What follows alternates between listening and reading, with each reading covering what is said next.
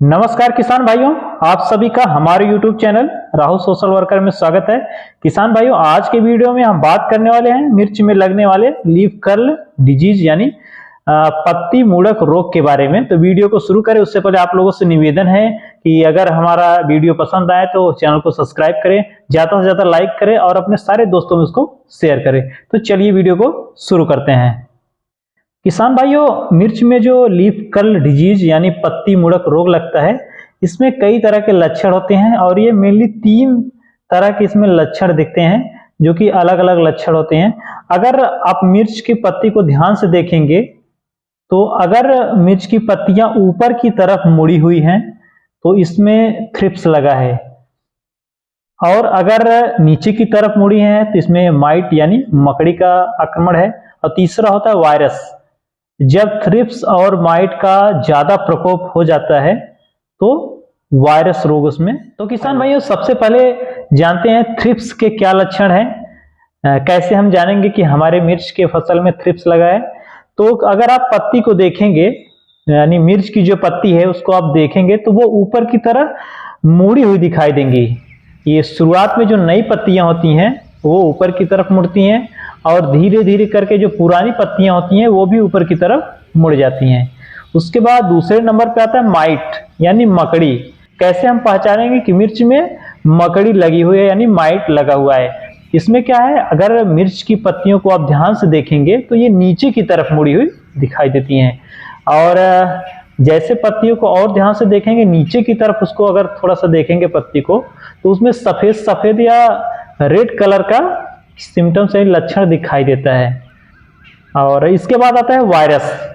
किसान भाइयों, जब थ्रिप्स हो गया, माइट यानी जब मकड़ी हो गया, इन सब का आक्रमण जब ज्यादा हो जाता है तो वही वायरस का रूप ले लेता है, यानी जिसको विषाणु कहते हैं। इसमें क्या होता है, इसमें जो पत्तियां होती हैं ये ऊपर की तरफ भी मुड़ सकती हैं, नीचे की तरफ मुड़ सकती हैं या दोनों तरफ मुड़ सकती हैं। अगर पत्ती को बहुत ध्यान से देखेंगे तो ऊबड़ खाबड़ या झाड़ी नुमा दिखाई देती हैं, और पत्तियों की जो ग्रोथ होती है यानी जो बढ़वार होती है वो रुक जाती है।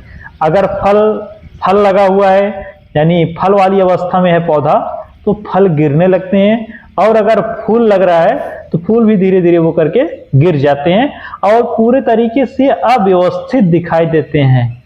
किसान भाइयों, अब हम जानते हैं इसके क्या उपचार हैं यानी इसको कंट्रोल कैसे कर सकते हैं।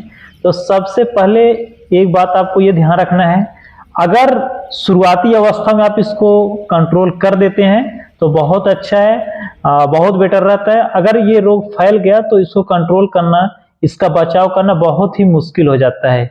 तो इसमें सबसे पहले आपको करना क्या है, येलो स्टिकी ट्रैप आता है या ब्लू स्टिकी ट्रैप आता है, इसको आप शुरुआती अवस्था में एक खेत में लगा दें।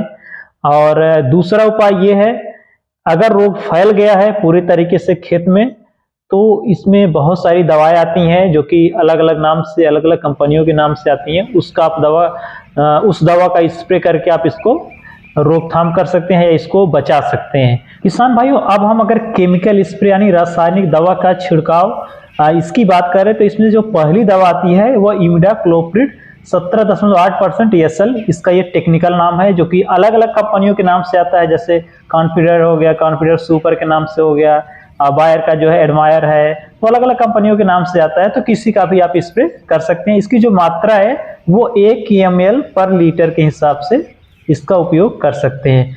उसके बाद दूसरी जो हमारी दवा है वो थायामेथोक्साम 25% WP, ये भी टेक्निकल नाम है, और ये सिस्टमेटिक कीटनाशक मतलब इसको बोलते हैं, और ये भी अलग अलग कंपनियों के नाम से आता है। किसान भाई, इसकी जो मात्रा है वो 1 ग्राम पर लीटर के हिसाब से इसका उपयोग कर सकते हैं। किसान भाइयों, अगर मिर्च में ये लीफ कर्ल यानी पत्ती मुड़क रोग का प्रकोप ज्यादा है तो इसके लिए इमिडाक्लोप्रिड 40% प्लस फिप्रोनिल 40% WG, इसको मिला करके आप स्प्रे करेंगे तो ये बहुत ही अच्छा काम करता है। और इसकी जो मात्रा है वह 0.5 ग्राम से 1 ग्राम पर लीटर के हिसाब से इसका उपयोग कर सकते हैं। उसके बाद हमारी जो तीसरी दवा है डाइमेथोएट 30% EC, और इसकी भी जो मात्रा है 1 ml पर लीटर के हिसाब से इसका प्रयोग करते हैं।